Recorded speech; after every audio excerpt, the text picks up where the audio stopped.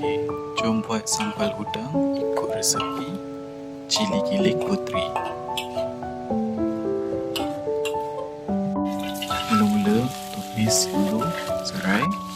Lepas tu masukkan bahan kisar yang bawang putih dengan bawang merah. Lepas tu masukkan cili giling putri. Okey, lepas tu kita masukkan belacan sebab dalam resepi belakang pack tu suruh letak belacan lah. Lepas tu kita masukkan udang.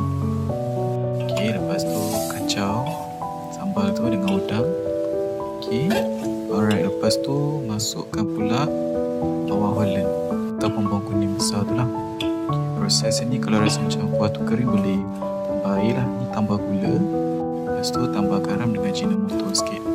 Walaupun dalam cili giling tu dah ada garam Ajinomoto, so boleh adjust lah. Okay, itu saja. Okay, bye.